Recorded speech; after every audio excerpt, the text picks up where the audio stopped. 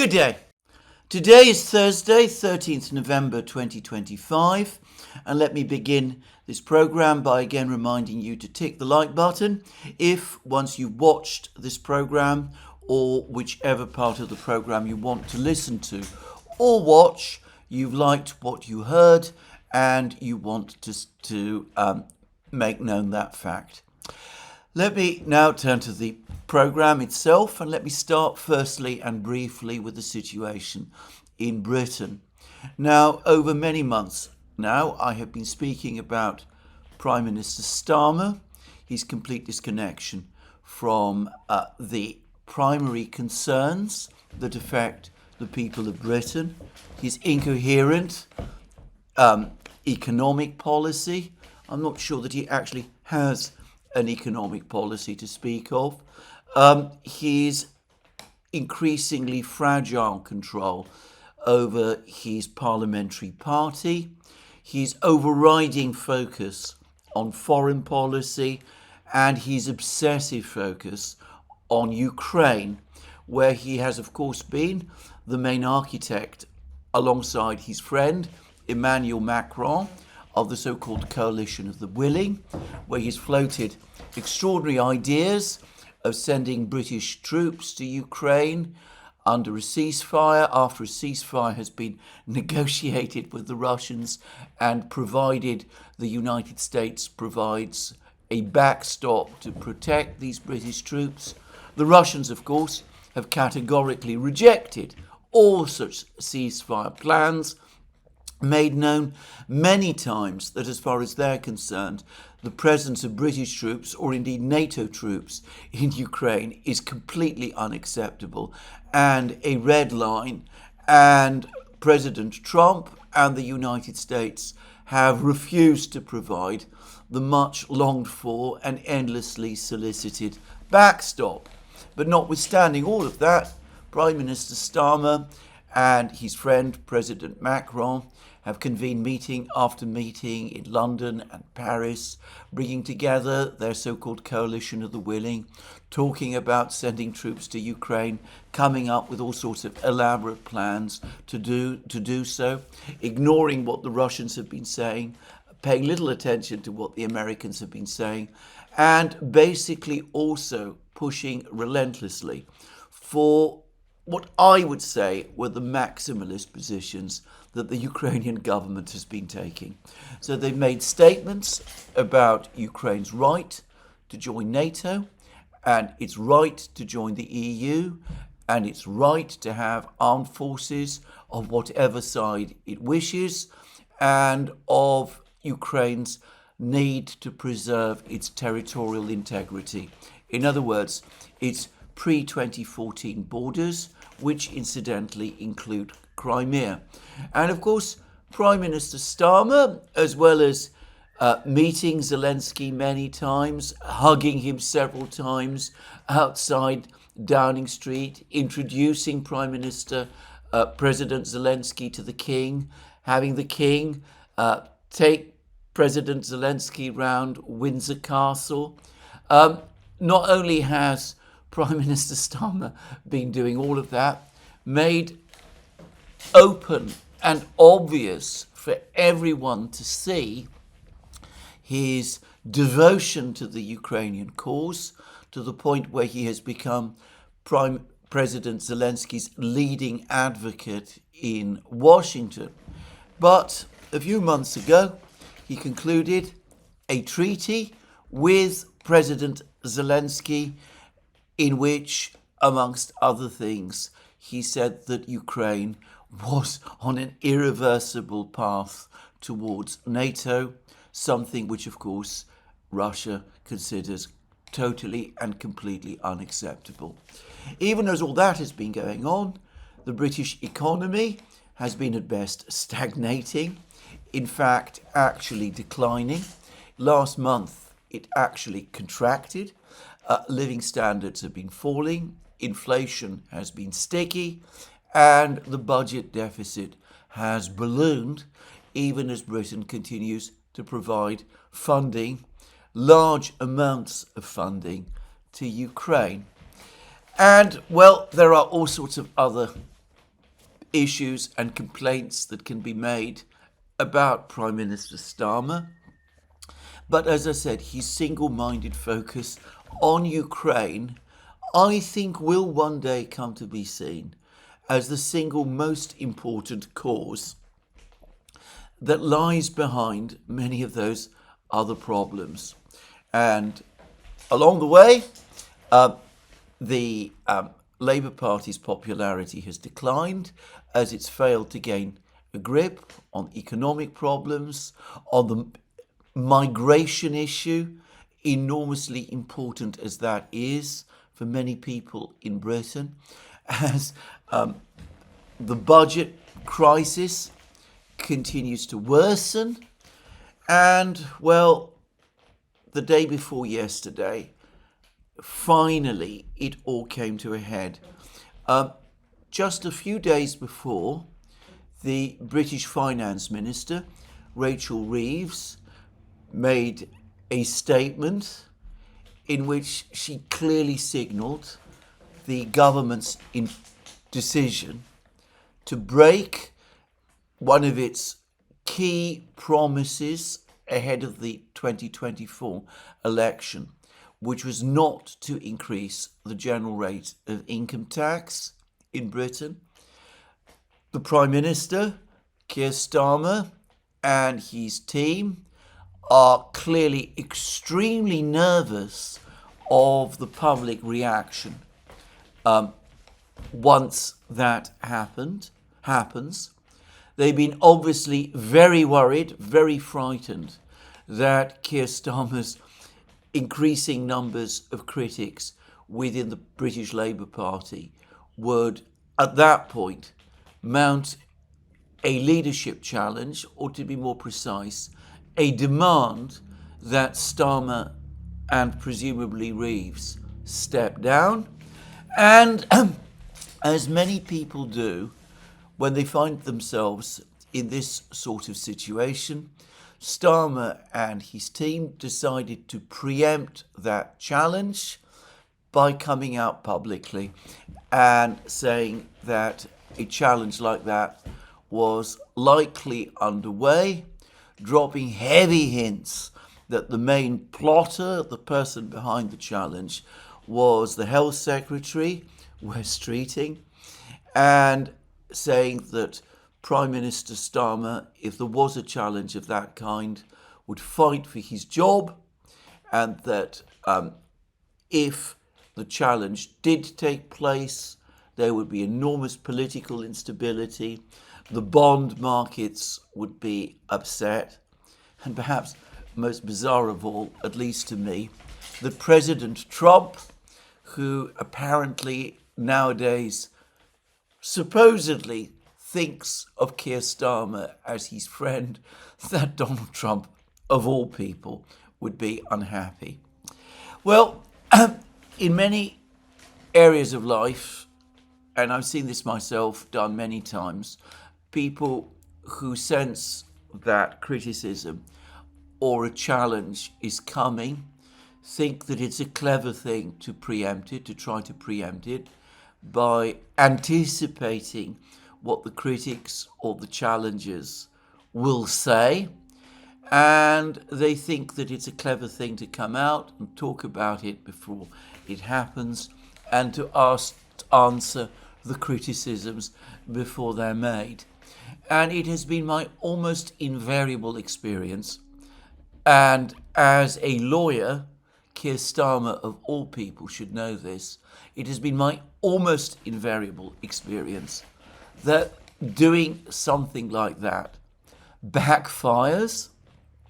It merely publicizes criticisms that up to that point had not been made, and it makes the possibility of a challenge even more likely, as that possibility from that moment onward becomes a talking point. And I think that Starmer's decision, and I have no doubt, despite his attempts to distance himself from what happened, Starmer's decision to try to preempt the challenge that he must have known would come has predictably backfired. The people who we were led to believe, clearly led to believe, were the likely plotters, West Streeting first and foremost, have now been given the perfect opportunity to come out and say that they were not plotting at all, that all of these claims that they were plotting, calumnies, that Keir Starmer is no longer in charge of his own team, that the entire team must therefore be sacked, leaving Prime Minister Starmer in an even worse political position than the one he is in already.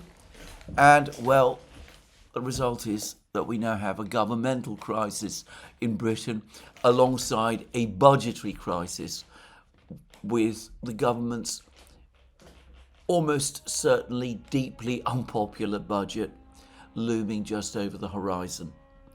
Now, I don't know how long this will go on for, but my guess is not very.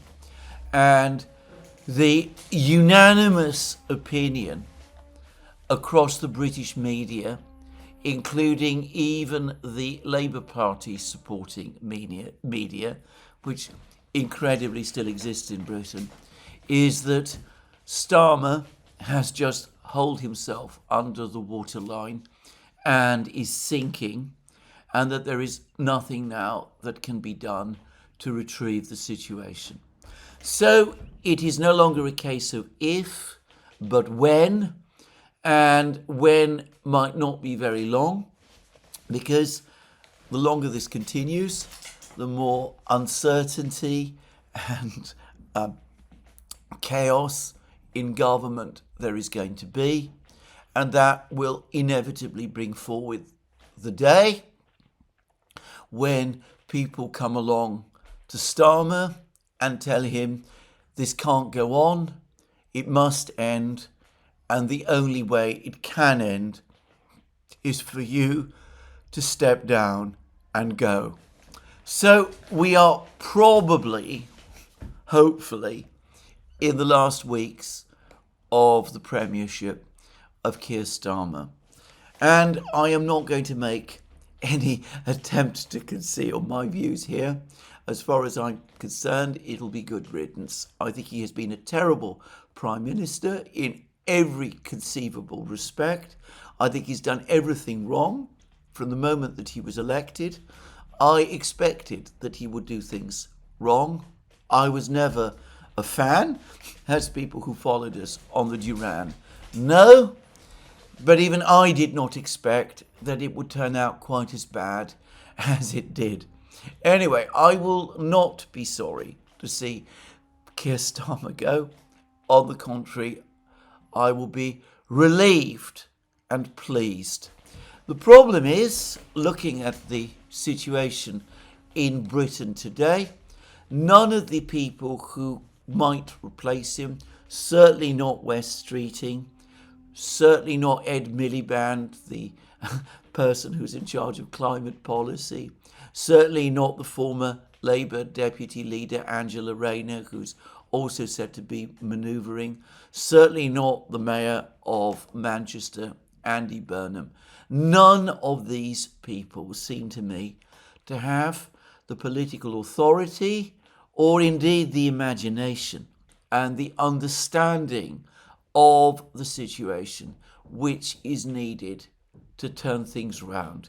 And when I say turn things round, I don't mean for the British Labour Party, which, as far as I'm concerned, ought to be the least of everybody's concerns, but for Britain itself, for the people who live there, for the country that they are supposed to govern. Anyway, Starmer, perhaps not gone yet. It may take a few weeks. He might cling on to Christmas or the New Year, but soon enough, I predict he will be gone. Another victim of the Zelensky curse. It's something He embraced repeatedly by hugging Zelensky in the way that he did outside Downing Street.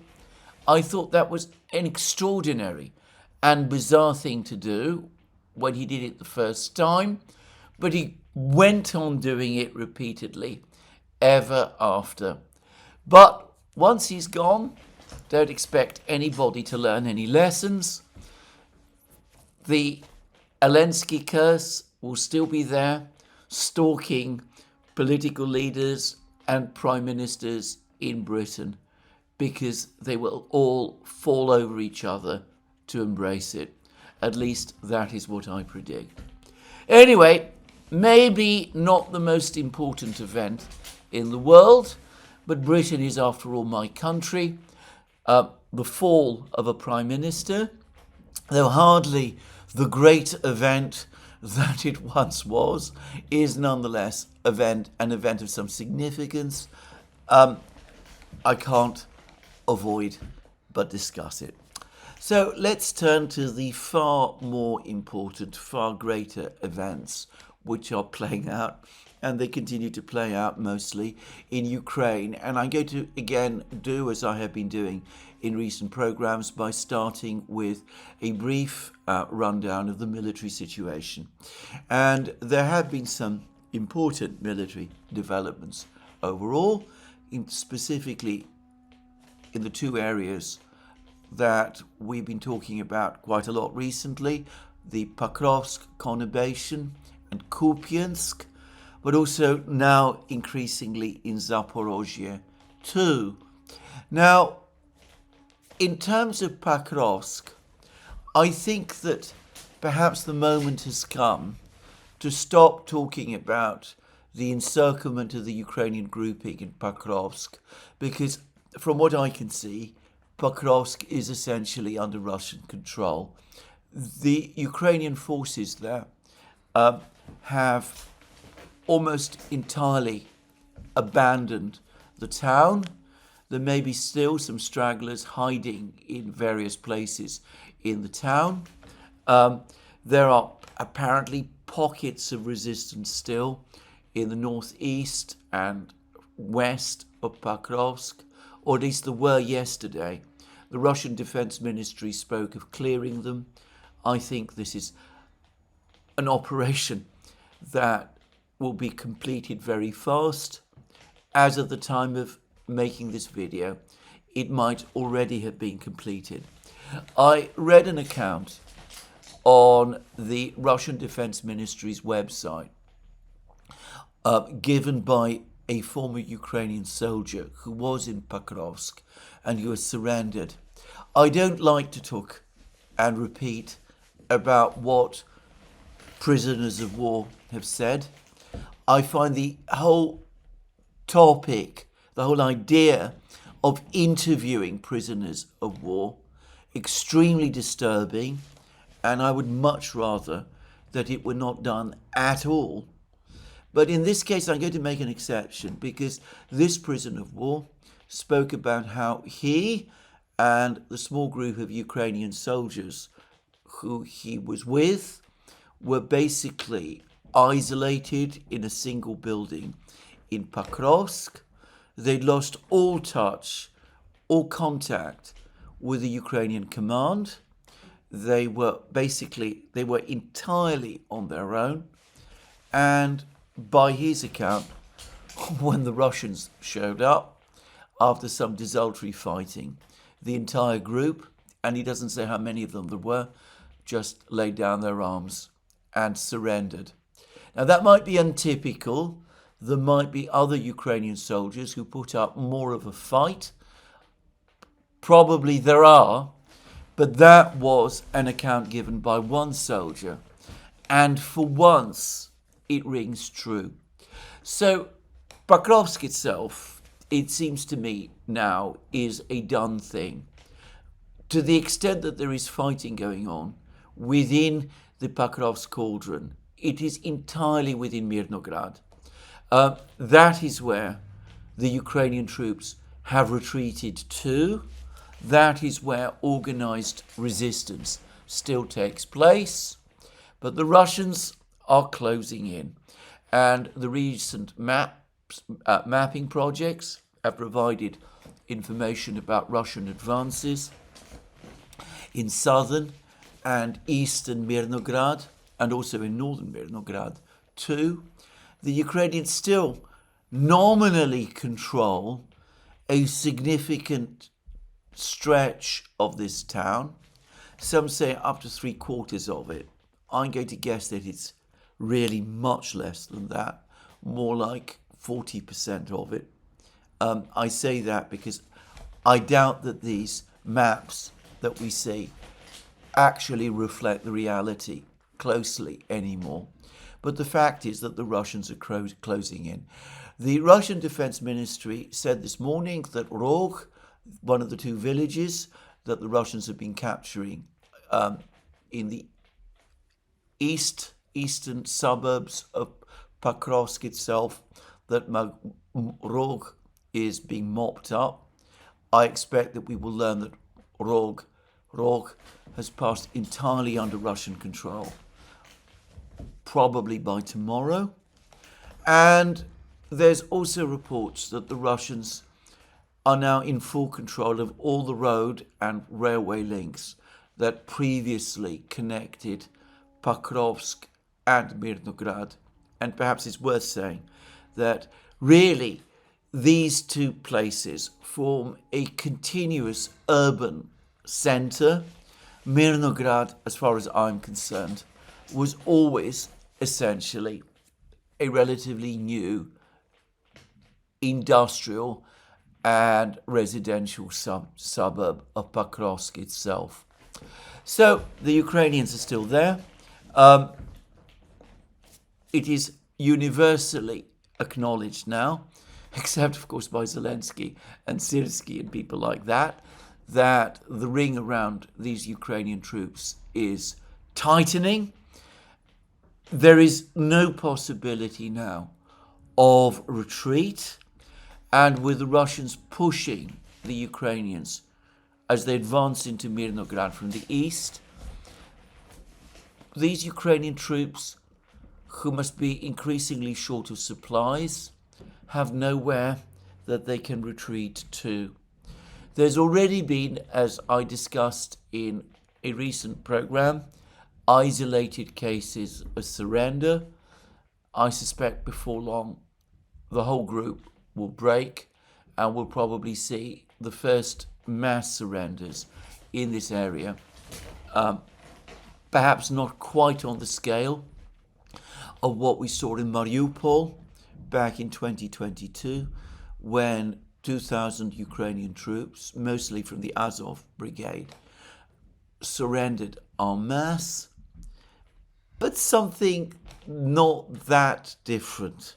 Anyway, that's clearly the direction of travel there. Now, there have been many claims, many reports from the Ukrainians that they've been fighting to capture Rodinska to the north of Pakrovsk as part of an operation to break through, to break the Russian ring around Pakovsk and Mirnograd, to allow the Ukrainian troops there either to be reinforced or to escape. And I spoke, I think it was yesterday, about video footage that the Ukrainians released of a Ukrainian tank operating in the central area of Rodinska. And I also pointed out that various mapping and reporting channels had established, through all kinds of absolutely secure means, that this footage was actually taken in the first week of October. It is not contemporaneous at all. I've expressed my own belief that Rodinska is firmly under Russian control. That certainly seems to be what Radovka, the Russian newspaper in Smolensk, believes.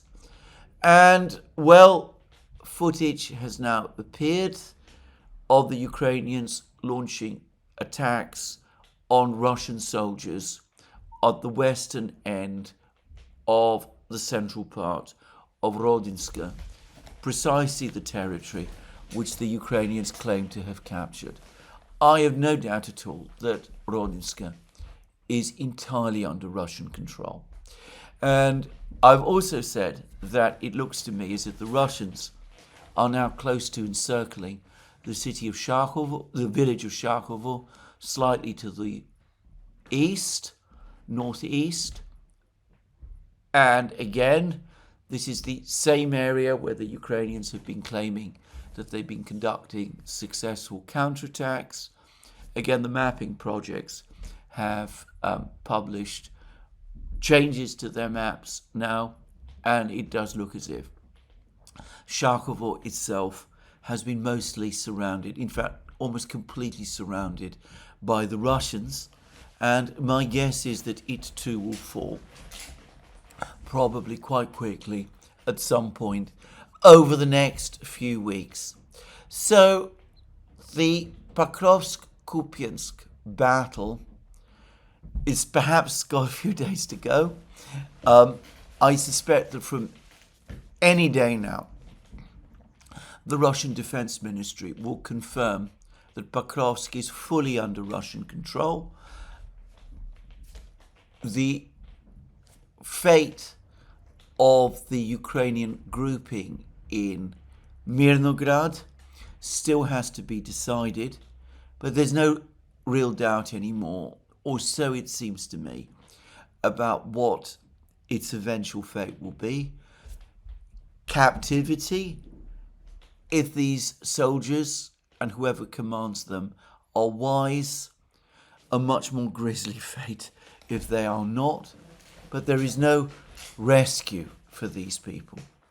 And I think the same is true of Kupiansk. The Russians have been providing more information about Kupiansk over the last few hours. They say that the encirclement of Kupiansk is tightening, or at least the encirclement of the Ukrainian group near Kupiansk is tightening. The Russians have confirmed, interestingly, that the territory that they have captured that they've just captured, eastern Kupiansk, as they say, is indeed located on the east bank of the Oskol River, and that essentially the battle there is over. The whole of the industrial sector of eastern Kupiansk is now fully under Russian control. All that leaves now is some empty fields east of Kupiansk itself, where there are still Ukrainian troops, apparently out in the open and basically surrounded. Yevgeny Lisnyak, deputy head of the Russian-backed Kharkiv Military Civilian Administration for Defense, has made some comments. He's told TASS that Kupiansk remains the epicenter of the fiercest fighting. The situation for the Ukrainian military there is critical. The western part of the city, the right bank of the Oskol, is the scene of street fighting, and that is where, as I said, the Russians appear to be pushing south. And he goes on to say there are reports of control of several streets in the southern and western parts of the city.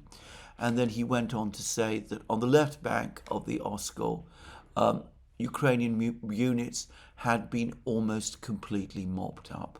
So the major cauldron located to the east has been reduced, and the Russians believe, or appear to believe, that the battle there is all but over. So anyway, that is Lisnyak. There's comments by other Russians. Vitaly Ganchev, who is senior to Lisnyak, he says, he's again talking about Kupiansk, in the future the encirclement will close in and narrow. We see it expanding on our side every day, and accordingly it is narrowing inside, and this group is becoming smaller and smaller. They have nowhere to go because our encirclement is closing in from the south. The Ukrainian troops remaining in the encirclement will either surrender or be destroyed. There is no other option and no help coming.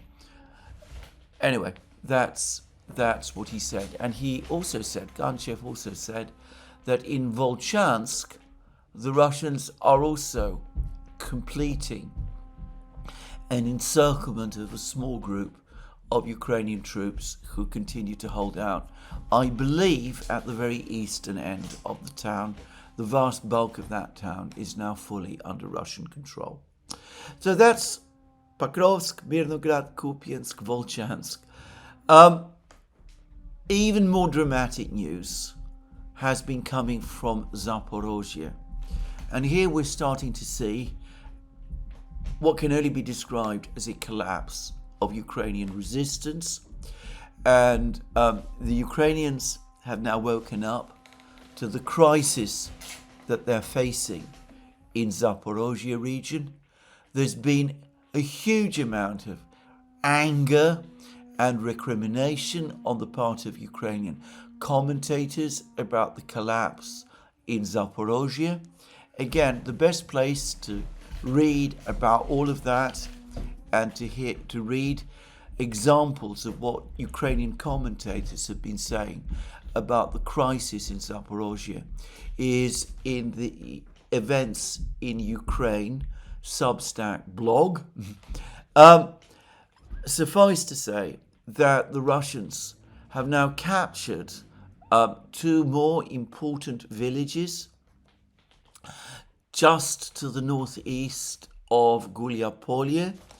Extraordinarily, the Ukrainian Defense Ministry itself, before the Russians had even confirmed the capture of these places, the Ukrainian Defense Ministry announced that the Ukrainian troops had abandoned these two villages and had retreated from them to take up more defendable positions. A tactical withdrawal, if you prefer. Anyway, these two places have now been captured. The only defendable positions which I can see nearby are the town of Gulyapolye itself, which is just 8 kilometers away, just saying. And there is nothing now between these forward Russian positions in these two villages and the town of Gulyapolye itself. If the Russians were minded to launch an attack on Gulyapolye from the northeast, the way is open for them to do so.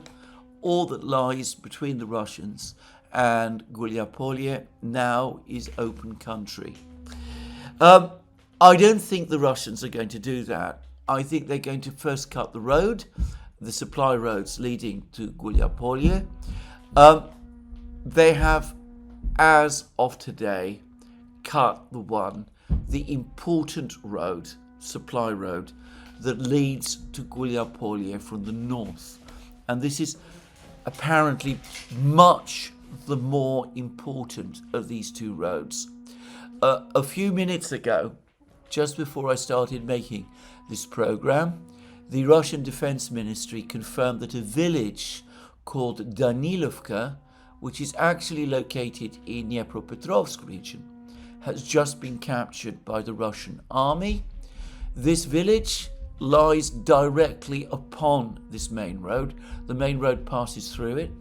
So capturing this village means that the Russians have cut the road, which means that the Ukrainian garrison in Gulyapolye can no longer receive supplies along this road from the north. There is another road that the Ukrainians can use to supply their garrison in Gulyapolye. It is a road which leads to Gulyapolye from the west, I believe from the town of Orekhov. But one can immediately see problems with using this road, which is that the Russian military already have positions and have long had positions immediately to the south of this road. For the record, I suspect that this road is already well inside the range of the Russian drones. So it looks as if the supply roads to Gulyapolye have already in effect been cut. But I still believe that before they launch a frontal assault on Gulyapolye, the Russians will want to consolidate and they will want to move beyond this road. Strung out on the western side of this road are a group of villages. They apparently are located on high ground, and it would be difficult to move beyond, to attack these villages head on directly from the east. So they do form a defensive barrier.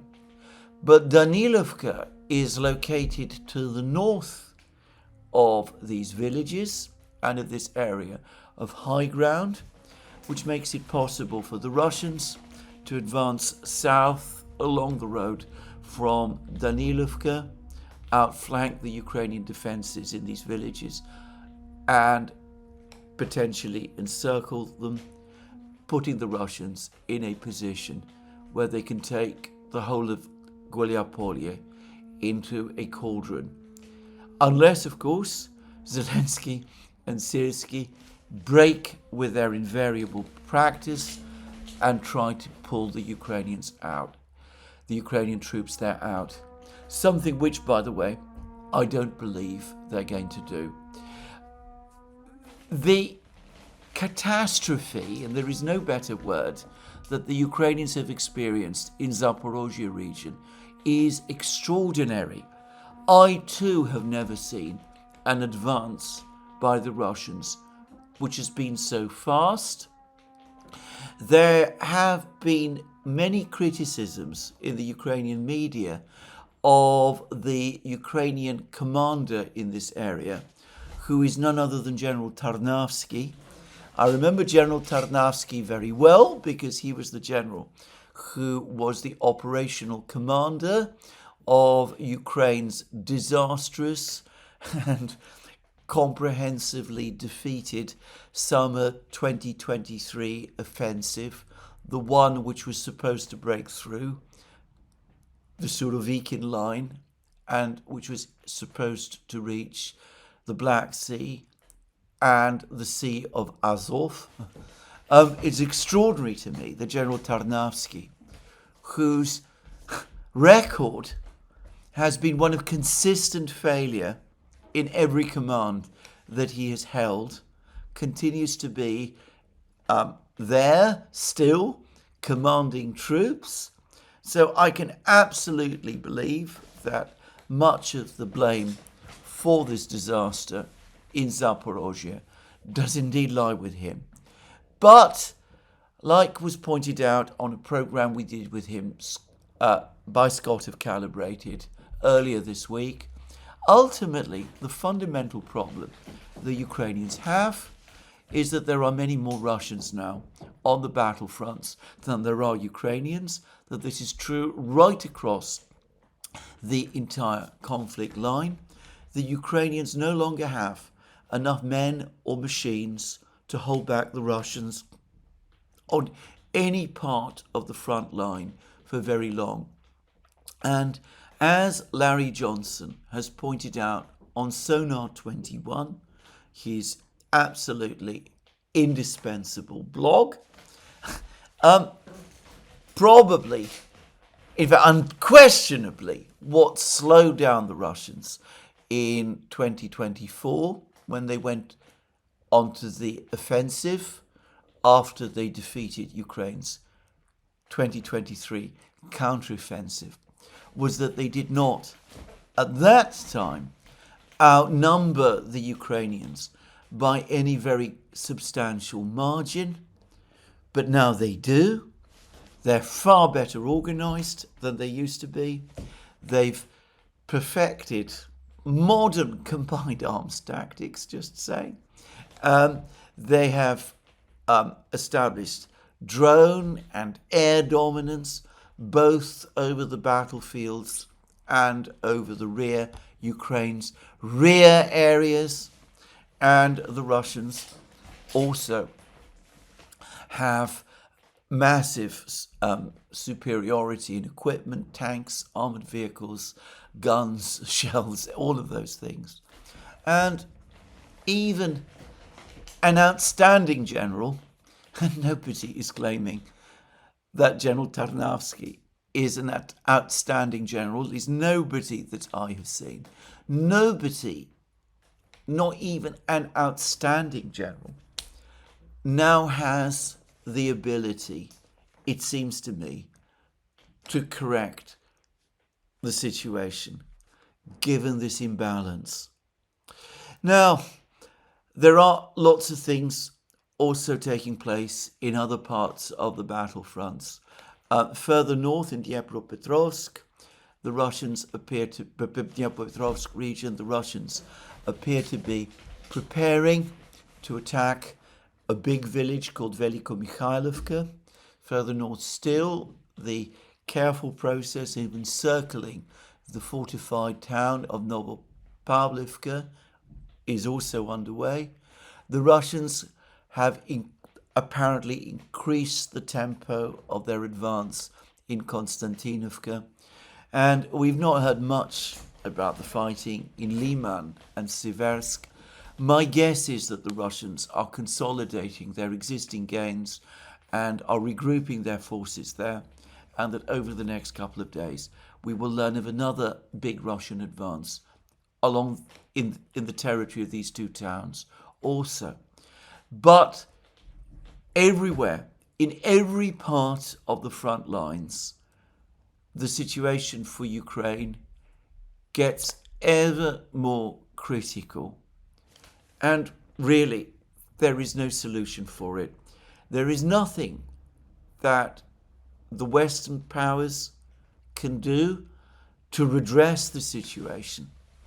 And increasingly, I get the sense, not of so much of a fatalism, but of an awareness that Pakrovsk soon, at least, is going to fall, and a quiet panic already starting to grow. And I expect that when Pakrovsk does fall, and perhaps when other places, Gulyapolye perhaps, Konstantinovka, Engulfs, Kupiansk, who knows which, other places start to fall as well, then we're going to see this panic burst out into the open. There continue to be some brave voices in the media in the West who still want to insist that all is well.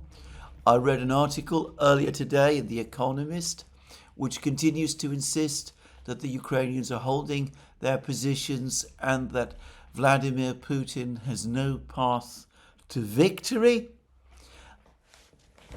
Before long, these comforting illusions are going to shatter, and when that happens, the panic, the big panic we saw after the fall of Avdiivka in February 2024 is going to be eclipsed multiple-fold by the panic which is to come. And we will see what, if anything, Western governments do when that moment reaches them. But for the moment, at least, as of now, they're doing nothing.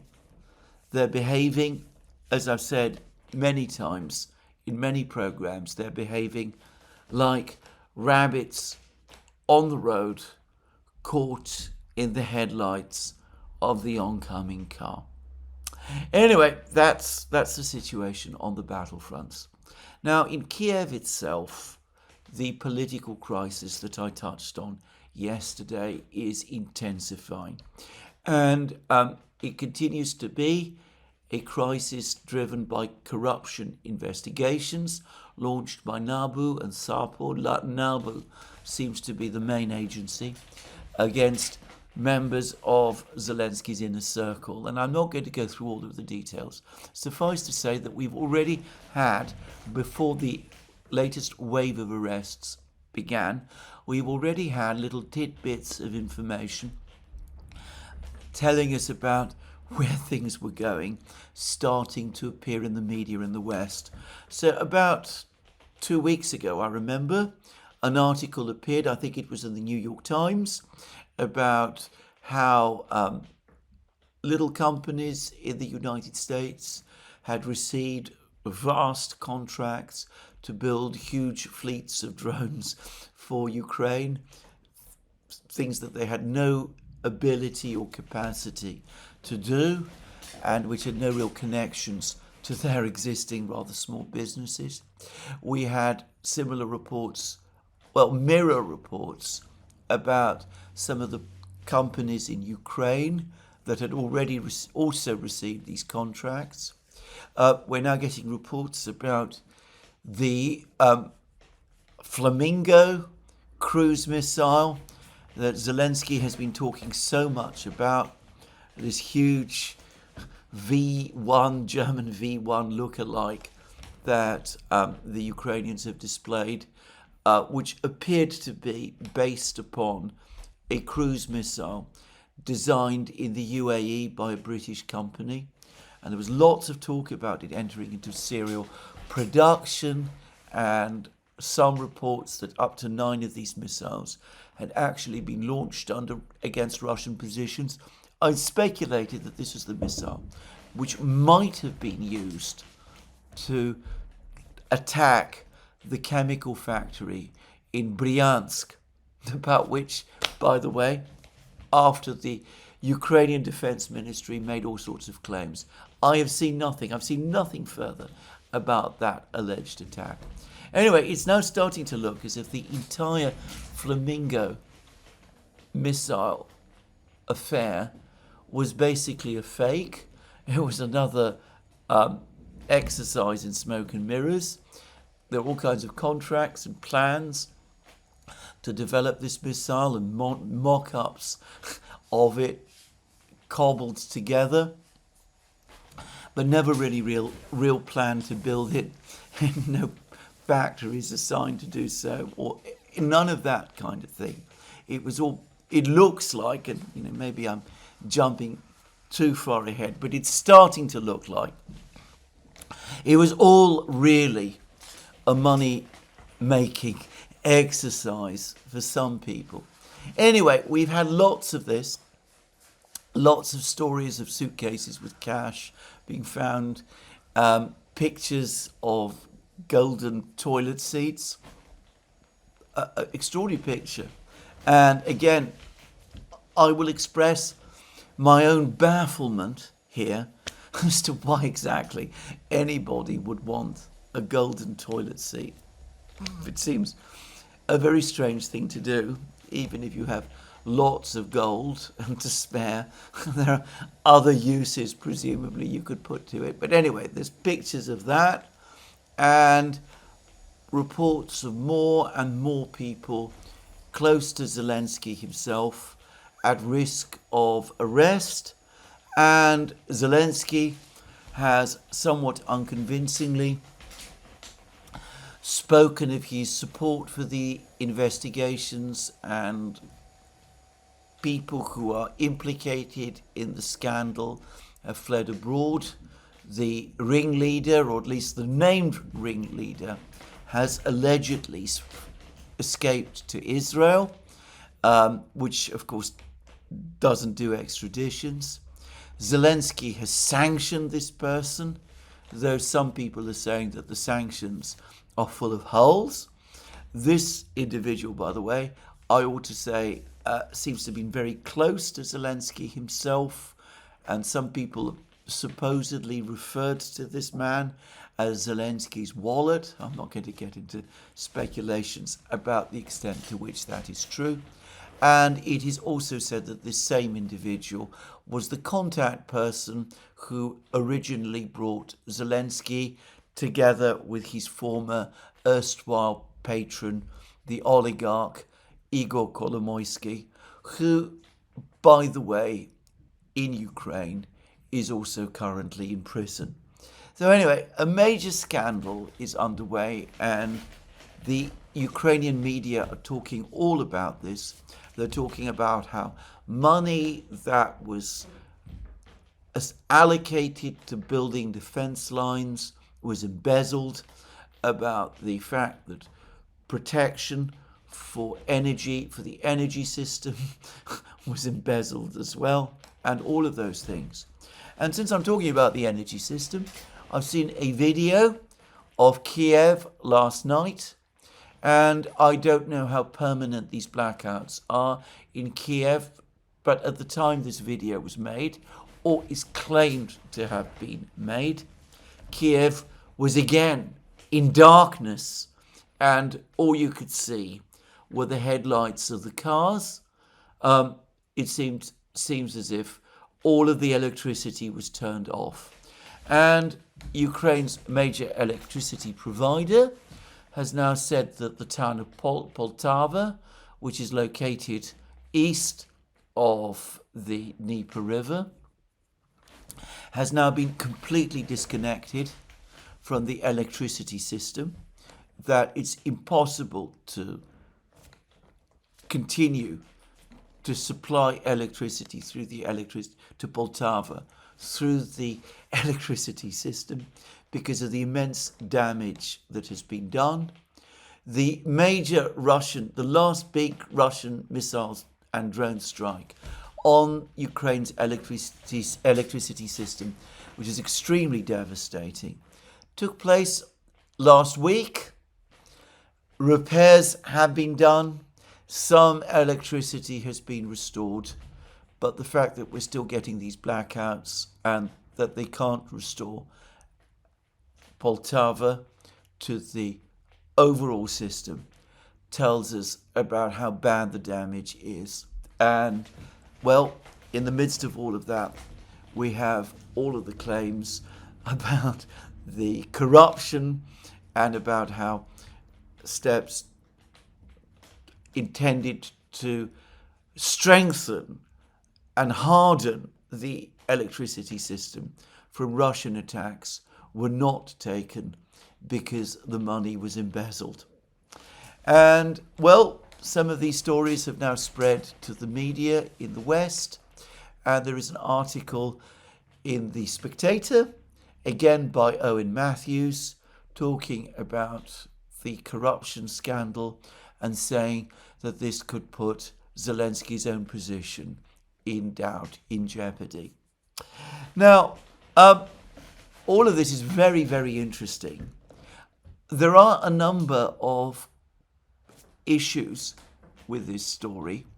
First of all, the total amounts that we are seeing mentioned as part of this embezzlement and corruption that has been detected as a result of these investigations, the total amounts come to some $100 million, which may sound like an awful lot of money, and of course to all of us who watch these programs, it is an awful lot of money.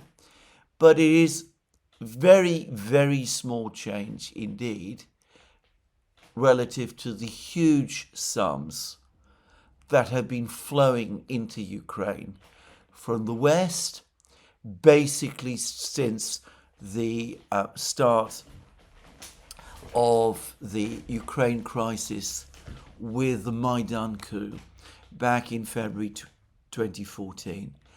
Ukraine has been in receipt not of tens, but of hundreds of billions of dollars of financial and economic support from the West since then. And that does not, of course, also include military support as well.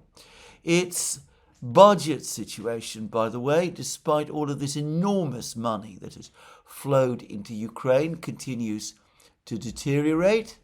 I read that the uncovered deficit of the Ukrainian state budget reaches $60 billion for the 2026-2027 period, for the next budgetary period. And this was said to Ukrinform news agency by Deputy Finance Minister of Ukraine, Alexander Kava, concerning the year of 2026 with the Ministry of Finance in respect of planning of state budget expenditures for next year. This budget will be more difficult for us than the year 2025. When we prepared the draft budget for this year, we had clear understanding for the state budget deficit. And now he says, as I said, that the budget deficit is exploding. $60 billion. Well, that might not be so much for some countries in the West. In the United States, it would be a rounding up error. But I believe that it is well over half of the income that the Ukrainian state receives from domestic taxation. And the European Commission is apparently now saying that lending to Ukraine is becoming difficult because the country's credit worthiness is collapsing. It should have collapsed years ago. I mean, as I've said many times, Ukraine defaulted on its key loans back in 2015 and has been, properly speaking, bankrupt ever since. And its situation has been deteriorating steadily since then, up to 2022, when the deterioration has not been steady, but, well, vertiginous. I mean, it's been a vertiginous collapse.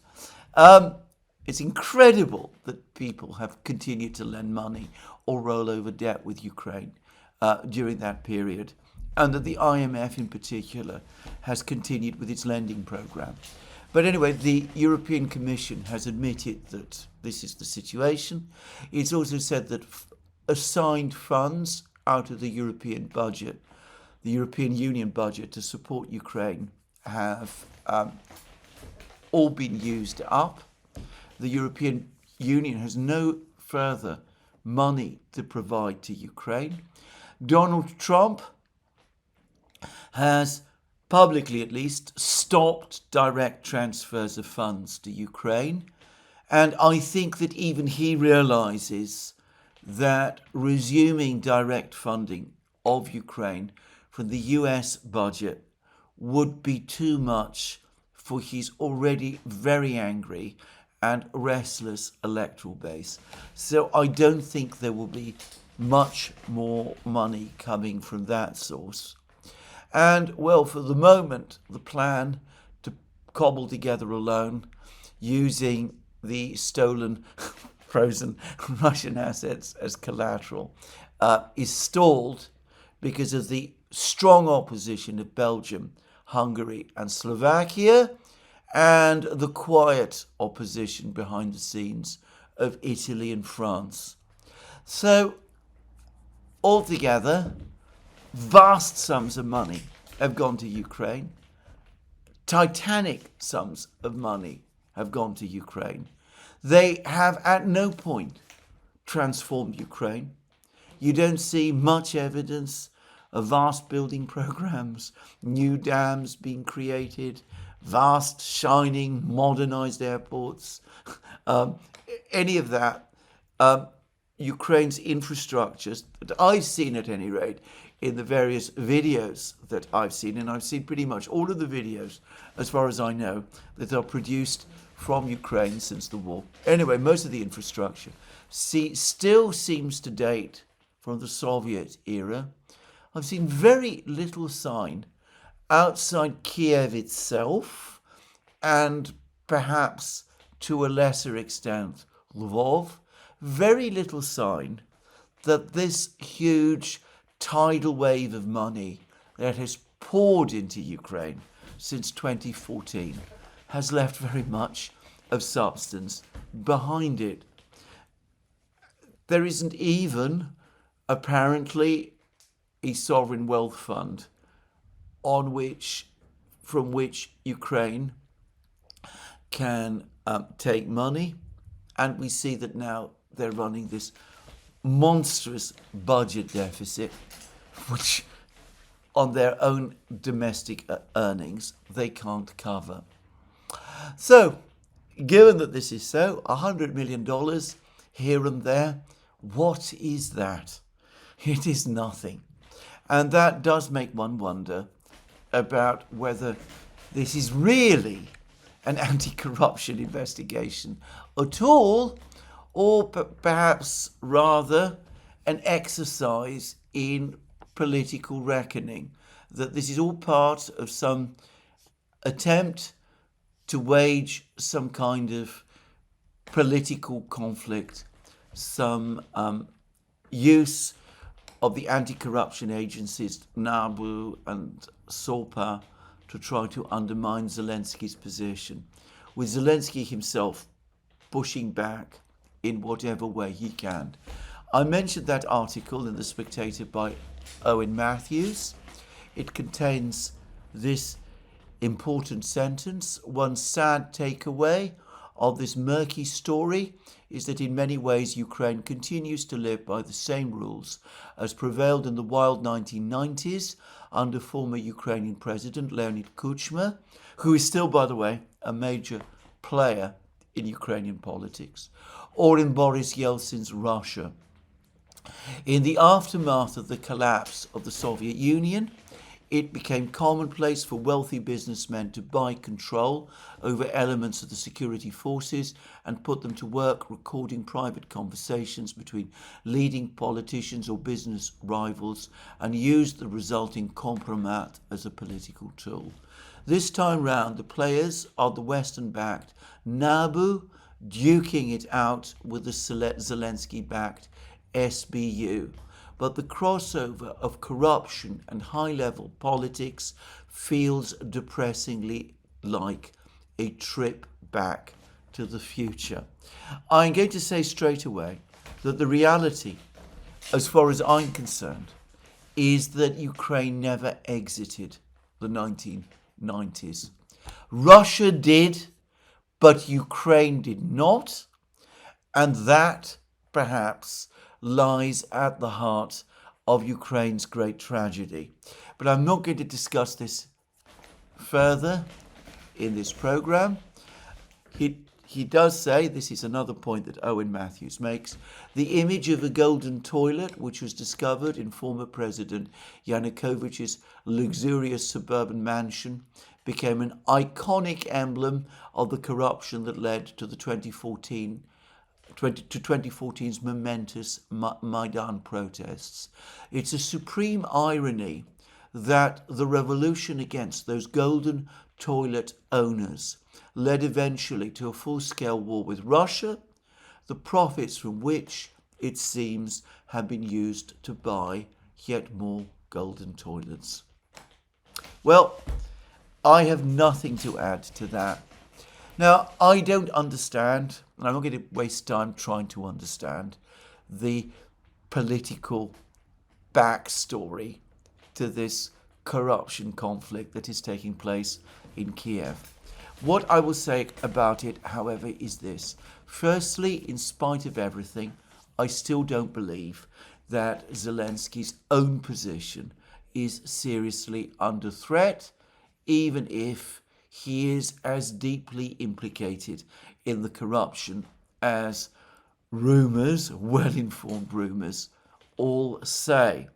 The reason is that Zelensky remains the only figure in the Ukrainian government who, because he was elected all those years ago, retains some figment of legitimacy.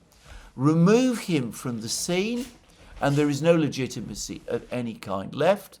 You would get a provisional government of some kind, and that would have no democratic, or by the way, constitutional standing in Ukraine. And I can't help but think that in a crisis like the one that Ukraine is going through at the moment, that is a recipe for political collapse and state disintegration, which I would have thought that all the players, including Western governments, would want to avoid. The alternative would be a coup by the military, which would quickly evolve into a coup by the ultra-nationalist brigades, but that would shatter the entire narrative in the West that this is a plucky democracy fighting the autocrats of Moscow. And I don't think that people in the West will want to see that. Secondly, I think that far too many people in the West are too deeply involved with Zelensky himself. I spoke about Keir Starmer hugging Zelensky outside Downing Street. Well, others might not have gone quite that far, but just go back on X and try to track all of those comments that were made by Western officials and Western political leaders, European political leaders, the prime ministers and presidents, and NATO secretary generals, and EU Commission presidents and commissioners, and all of those people. Just go back and read all of those. Read what General Kellogg and people like him have been writing about Zelensky. They're already going to be seriously embarrassed when the elaborate narrative that Zelensky has concocted, that he has the whole situation on the front lines completely under control, collapses as it's going to within the next few weeks. How are they going to come back and tell people in France, Germany, Britain, the United States, many of these countries, people who are undergoing real economic hardship, that we've been sending tens of billions of pounds and euros and dollars, and by the way also Swiss francs, to support President Zelensky, who instead of being this heroic figure, this Churchill holding back the Russians, was a sleazy, corrupt figure all along, who has had, as a result, and in consequence, to be removed from power. I think even for the narrative spin masters that we have in the West, it's about the one thing we're good at is spinning narratives. I think this is a challenge too far. So for all of these reasons, I think Zelensky himself is safe. So that's one thing I am going to say about this. Probably we will get a rearrangement of the political system in Ukraine. All sorts of people who were important will cease to be so. Perhaps other members of the pre-Zelensky old guard, people like Poroshenko and Klitschko and Yulia Tymoshenko and people of that kind will re-emerge, just saying. But Zelensky himself, I suspect, is still going to be there. Secondly, whatever comes, it's not going to change the policy. I've already said that, in my opinion, the political system in Kiev utterly precludes anybody gaining power who would want to seek some kind of settlement with the Russians. In fact, all that would happen is that you would shoo away one bunch of flies feeding on the bleeding corpse, which is now Ukraine. You'd simply replace that bunch of flies with a new bunch of flies, and they would want to keep things going just a few months longer so they can satiate themselves during that period. So that's the second thing I am going to say about this. And, well, in the end, it's not going to change Western policy either. Logically, with all of this going on, the Europeans should be stopping all further talk now of Ukraine joining the European Union. They should be ceasing all discussions about sending more money or more weapons to Ukraine, given the proof of corruption that there already is. But of course, they're going to do the opposite. Germany, which is also now starting to move inexorably towards a budget crisis, it has just increased its direct funding of Ukraine from 9 billion euros a year to 11 billion euros a year, even as all of these corruption revelations come to the fore. Germany is stepping up, giving even more. Some people in Kiev, one would like to believe, must be very appreciative and very grateful that the government in Berlin is looking after them so well. Just saying. Anyway, so don't expect anything to change from all of this.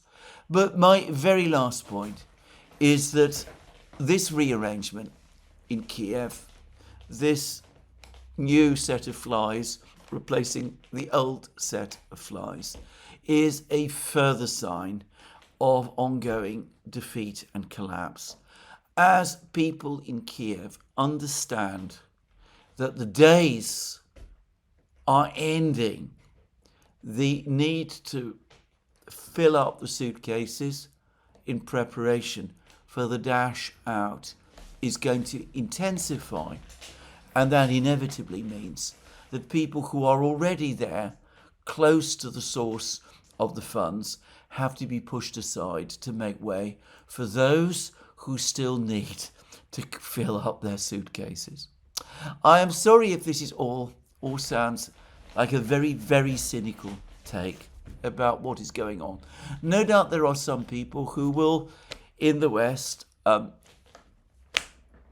believe in all of this. They will say, well, there are some bad and corrupt people in Ukraine, but here's the proof that Ukraine, Kiev, really is the shining city on the hill, because we see anti-corruption investigations actually taking place and malefactors brought to account.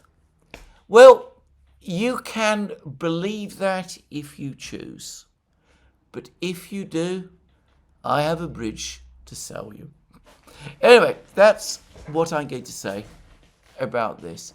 Now, the Financial Times, consistent with the way in which the British media is now starting to prepare the British public for the military crisis in Ukraine, the Financial Times has now also published a long article about conceding something that in these programs I've been saying for quite a while now, that the Russians have now achieved dominance in the sky, and that they are moving forward, and that it's Russian drones that now dominate the skies over Ukraine.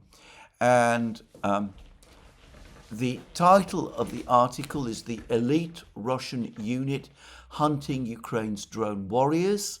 Moscow's new Rubicon team upends Kiev's control of the electronic battlefield." And it is a long article about the Rubicon group. An interesting article in some respects. It gives the number of people involved, which it claims is 5,000. I actually believe it is much more than that. And incidentally, yesterday, the Russian Defense Ministry announced the setting up of a new branch of service within the Russian military, which is the branch of the service which deals with drone warfare and remote weapons and that kind of thing.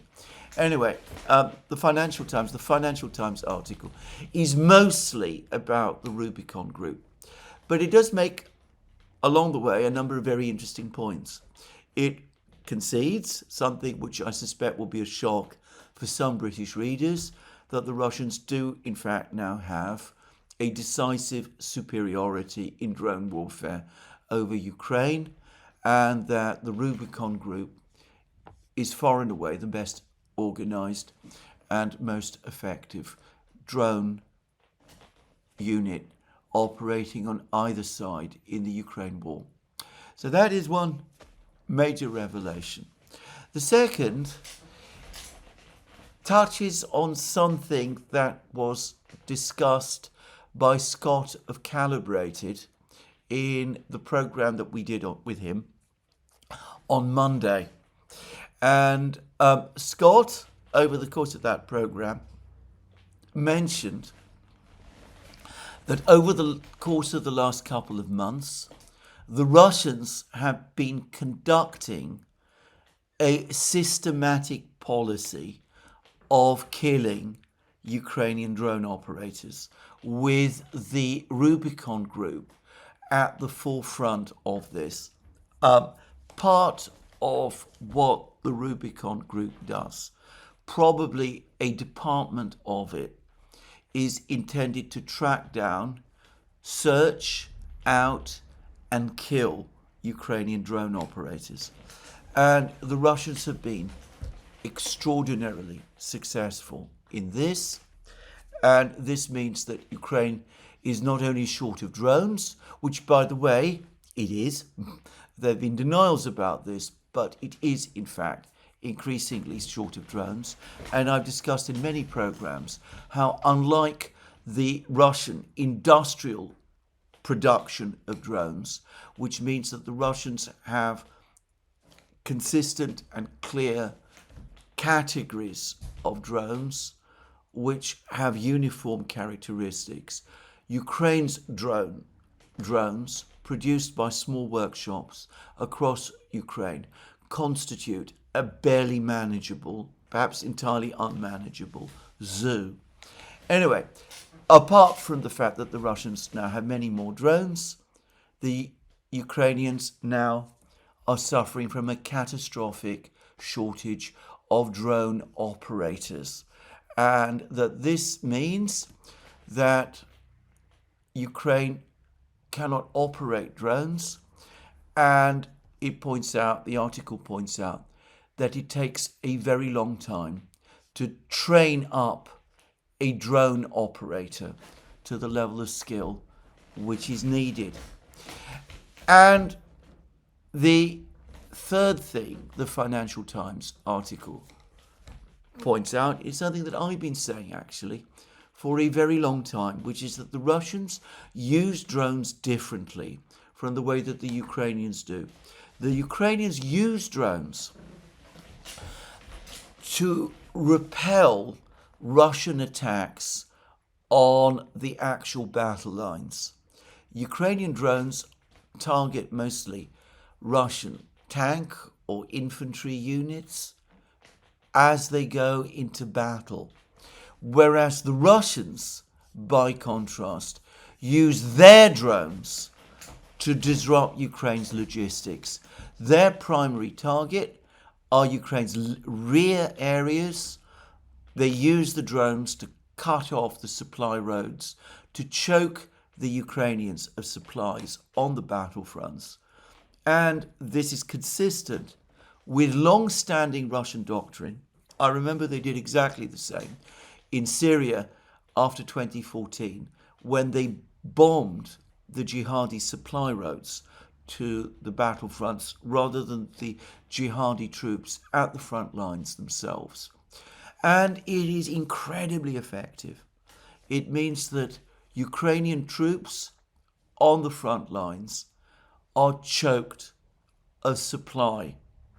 And you could see this in place after place, roads and crossroads especially, on Ukraine, littered with the carcasses of burnt out Ukrainian supply vehicles and empty roads stretching for huge distances across Ukraine behind the front lines as the Russians seek to attack them.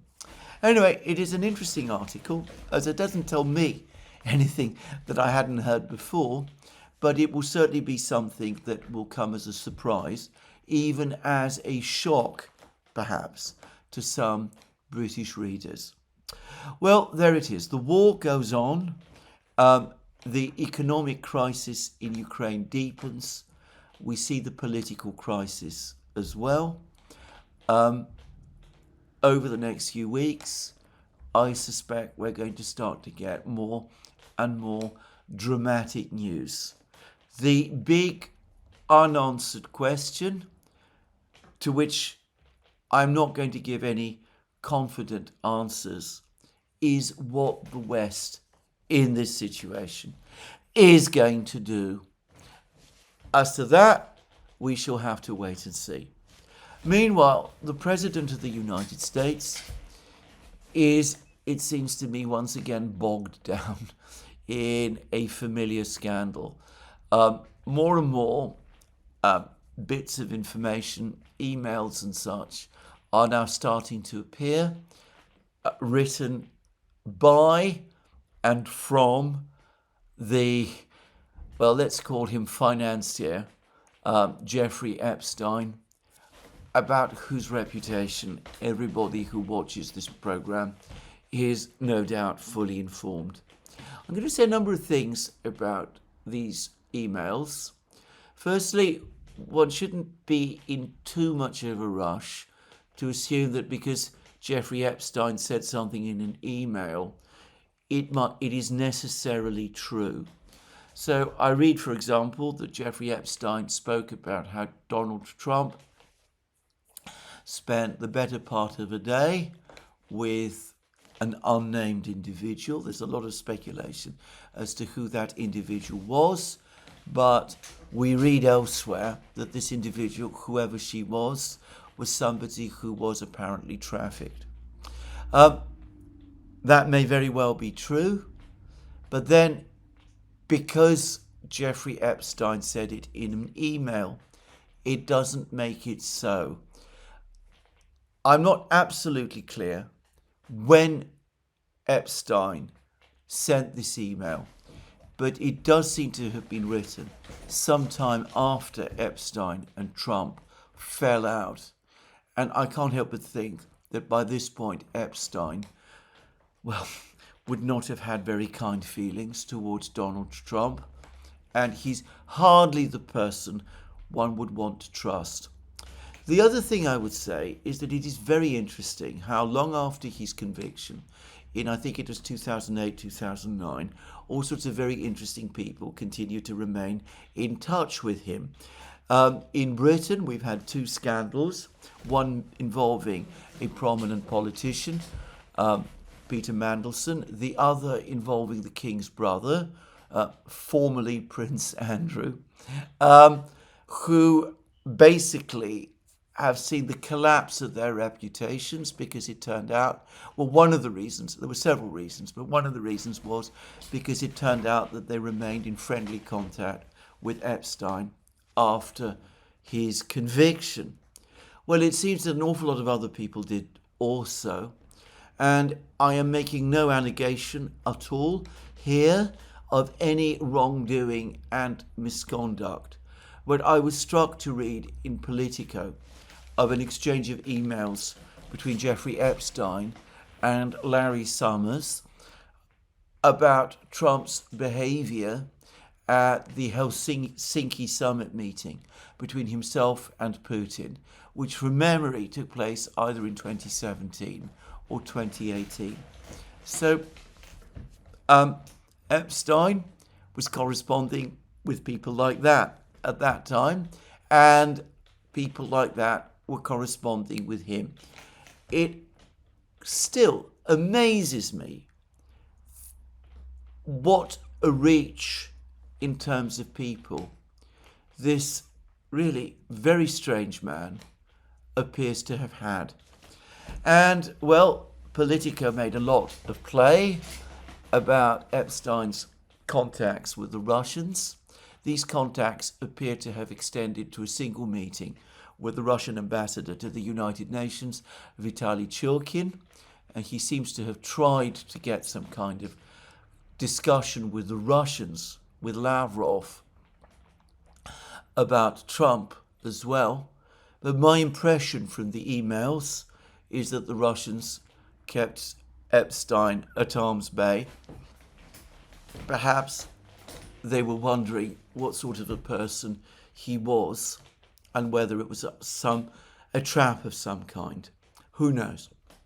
Anyway, all of this, but it's, I suppose, the drip feed of things about the president, about Donald Trump himself, that is attracting attention. Now, all I'm going to say is this. In our live stream with him on the Duran, Robert Barnes, the US attorney, said that the turning point in Trump's administration happened in May when Trump reversed his public promise to publish the entirety of the Epstein files. And I agree with that completely. And I think it's done and continues to do Trump enormous damage. And all I get to say about it is this. I don't know what information there is in these emails and in all of these papers. But Trump himself continues to insist that he did no wrong. Ghislaine Maxwell says that also. Not that she's perhaps the most reliable source. And, well, apparently Virginia Giuffre never made any allegations against Trump either. Just saying. All I will say is this. If it really is the case that there was absolutely no misconduct or bad conduct on the part of Trump, the right decision, obviously, was to publish all of the material and say, look, yes, I did know Epstein. Yes, I was at times on friendly terms with him. Yes, I did accept his hospitality in ways that I now very, very much regret. But I did nothing wrong, nothing actually wrong. And whatever you see written about me in these papers, you need to keep that in mind. You will not find anything that seriously damages me and implicates me there. Well, Trump didn't do that, and now what's going to happen, I'm sure that this is going to happen, is that over the next weeks and months, and who knows, maybe even years, we'll get drips and drabs, dribbles of information coming out into the open. And I predict that in that kind of way, information which could have been perhaps explained away or even justified will do Trump no end of harm. And he will find that by holding back on disclosure, the disclosure he's promised, he will have done himself no good at all. Well, this is where I'm going to finish today's program. Let me remind you again, you can find all our programs on our various platforms, Locals, Rumble and X. You can support our work via Patreon and Subscribestar and by going to our shop. Last but not least, please remember, if you like this video, to tick the like button and to check your subscription to this channel. That's me for today. More from me soon. Have a very good day.